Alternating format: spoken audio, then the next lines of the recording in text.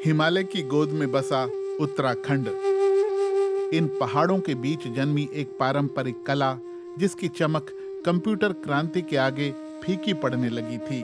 लेकिन अपनी मिट्टी से लगाव रखने वाली कुछ महिलाओं ने न सिर्फ इसे जीवित रखा है, बल्कि अब वो इसे देश विदेश तक पहुंचा रही हैं।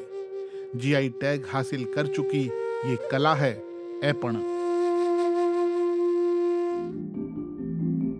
ऐपण का अर्थ है अर्पण। हम भगवान को इस कला को अर्पण कर रहे हैं।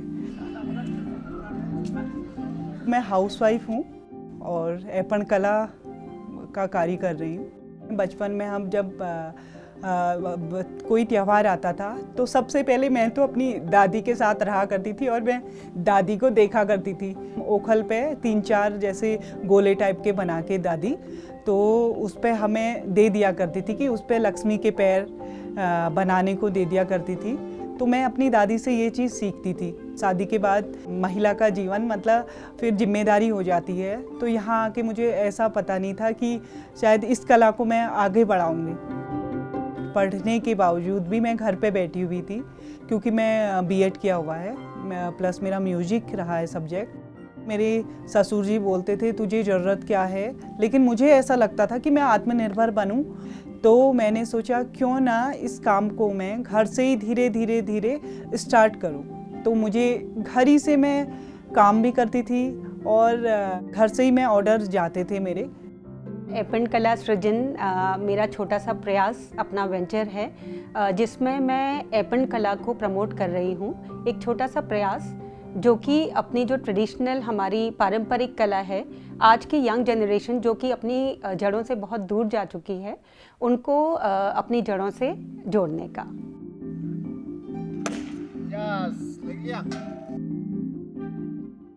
ऐपण कला का मेरी दादी बताती थी कि कई वर्ष पहले जब बाहर मतलब बर्मा या चीन में कहीं लड़ाई लगी हुई थी, तो वहाँ पर से जो शाह और चौधरी समाज, शाह वंश के लोग थे और ब्राह्मण वंश के लोग थे, वो कुमाऊँ में आ गए।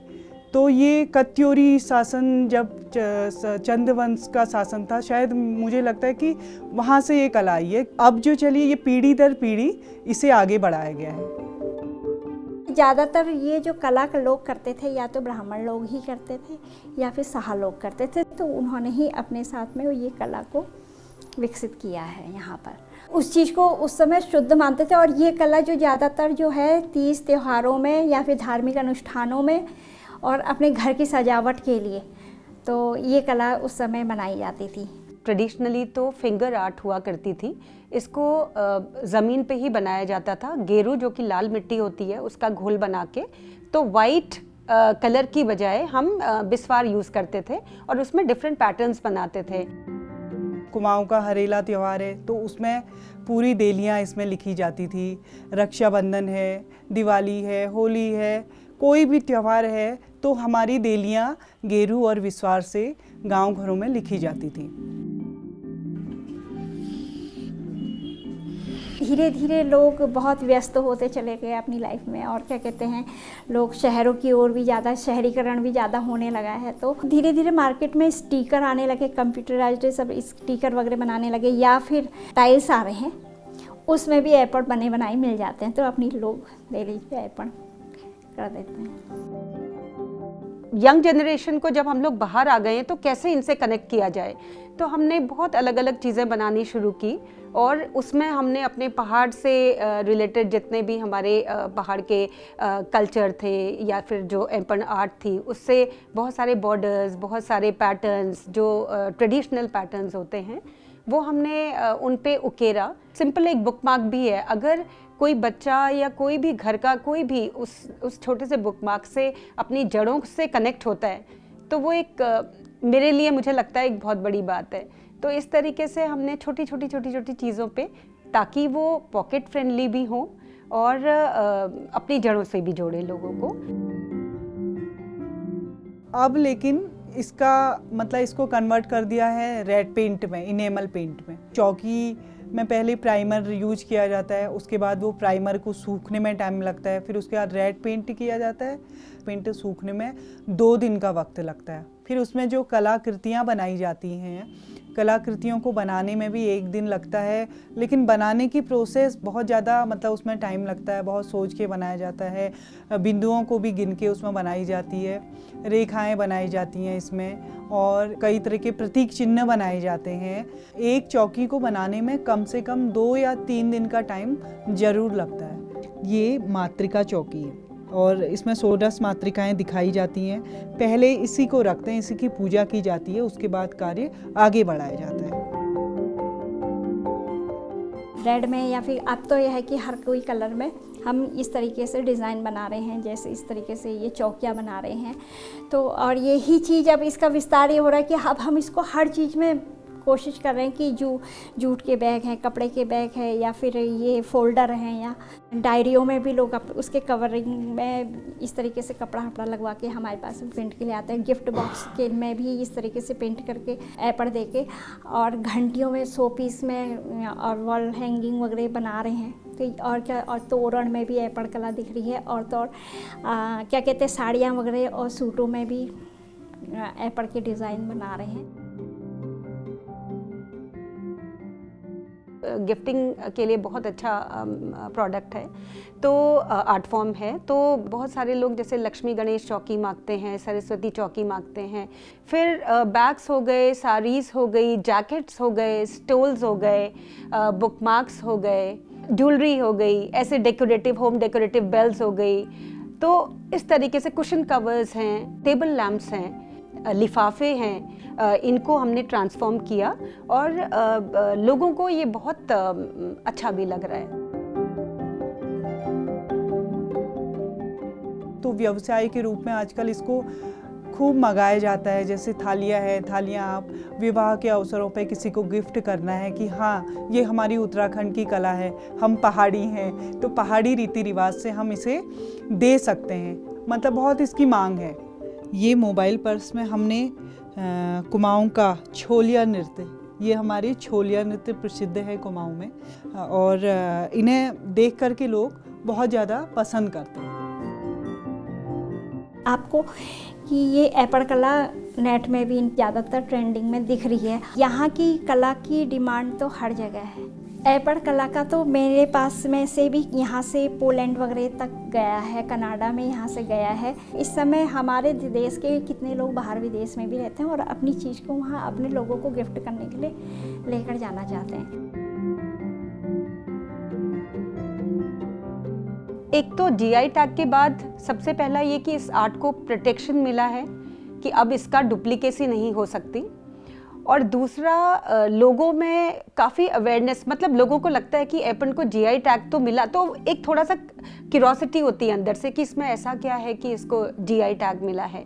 उसके बाद ऑर्डर्स, जो ऑथेंटिक बायर्स हैं उनके काफ़ी अच्छे ऑर्डर्स आते हैं, जो स्पेसिफिकली बोलते हैं कि आप जीआई टैग जो है उसमें आप ज़रूर लगाना, और आप जो काम कर रही हैं अपने बारे में वो ज़रूर लगाना। तो उसकी वैल्यू भी बढ़ती है और ख़ुद को भी एक कॉन्फिडेंस आता है कि हम एक जीआई प्रोडक्ट पे काम कर रहे हैं, जो कि आज जीआई होने की वजह से घर घर तक पहुंच रहा है। वहाँ पर महिलाओं को अब ये है कि उनको जीआई के बारे में बहुत ज़्यादा नॉलेज नहीं है, बट उनको काम मिलना शुरू हो गया है। 0 से स्टार्ट किया था, तब मैंने 20 रुपीज़ में भी काम किया है। अभी मुझे ये टी कोस्टर का ऑर्डर आया, 120 सेट है, ये श्रीलंका जाने। खुद देख लीजिए कि तब से और अब में कितना अंतर है। पूरे साल फ्री नहीं रहती हूँ। ये मेरे हस्बैंड वो हुए थे, एक्सपायर हो गए थे, तो मैंने सरस्वती शिशु मंदिर विद्या मंदिर था, तो वहाँ मैंने कंप्यूटर के बेस से वहाँ बच्चों को सिखाना शुरू किया। फिर मैं और सब्जेक्ट भी पढ़ाने लगी थी। जब मेरी जॉब छुट्टी थी तो वो सारी चीज़ें यहाँ से ही ये एपड़ का काम किया, पैसा मिला, उसको रखा, वो उसी के से ही मैंने उसकी पूरी इंटर तक की पढ़ाई पूरी करी। तो आर्थिक स्थिति तो सही रही, मतलब यह है कि मुझे किसी के आगे हाथ फैलाने की ज़रूरत नहीं पड़ी। इससे मुझे बहुत फ़ायदा रहा। बनाती तो महिलाएं हैं समूह के माध्यम से, और एनजीओ जो है सिर्फ ट्रेनिंग देने का काम करता, चेष्टा विकास कल्याण समिति। तो हमको जब सामान बेचने की ज़रूरत पड़ी तो हमने 2009 में अपना एक फेडरेशन बनाया था, सबला संगठन उपभोक्ता सहकारिता संघ। तो उसके माध्यम से हम बेचते हैं। आज हमारा सबला संगठन का जो टर्नओवर है वो 15 से 18 लाख के बीच में हो जाता साल भर का। 600 महिलाएं ऐसी हैं जो हमसे डायरेक्ट रूप से जुड़ी हैं, जो जैसे हमारे पास ऑर्डर आता है तो यहाँ से सामान बना के ले जाती हैं, सामान बनाने के लिए कच्चा माल ले जाती हैं और यहाँ करके फिर सामान देकर जाती है और उनकी बनवाई हम देते हैं। इसके अलावा कुछ महिलाएं जो अपना सामान बनाती हैं उनको हम मेलों में भेजते हैं, बाहर जहाँ भी सरकार के मेले लगते हैं वहाँ भेजते हैं, तो वो लोग बनाते। कुछ महिलाएं जो हैं ट्रेनर बन गई हैं, तो वो भी एक ट्रेनिंग देने के 15,000-20,000 रुपये से लेते हैं। एज ए ट्रेनर कई जगह पर वर्कशॉप लगा चुकी हूँ। बच्चे इसे सीखेंगे तो मतलब आगे को इस कला को बढ़ाएंगे। मुझे लगता है कि अब हम आत्मनिर्भर हो चुके हैं। जीरो से हमने शुरुआत की थी, तो इतने तक का तो हम मतलब अच्छा कमा लेते हैं कि हम अपने परिवार का गुजारा कर सकें। इस कला से नई पहचान मिली, मैं आत्मनिर्भर बनी हूँ इस कला से। मेरे बनाई हुई चीज़ें इंटरनेशनल मार्केट में भी जाएंगी। मैंने ये चीज़ें कभी भी नहीं सोची थी कि मुझे 200 ऑर्डर मिलेंगे, मैंने कभी भी नहीं सोचा था। अभी शाह चौधरी समाज 2024 में मैंने काम किया था, तो उसमें हमने मिलकर के मतलब ऐपण का काम किया था। उसमें नंदा सुनंदा की पेंटिंग बनाई गई थी। जैसी वो पेंटिंग वहाँ हॉल में लाई गई, इतने लोगों ने मेरे लिए वहाँ पे तालियां बजाई, तो मुझे उस टाइम खूब मतलब अब इस कला पे भी और खुद पे भी बहुत गर्व महसूस हुआ। वैष्णो मैया वे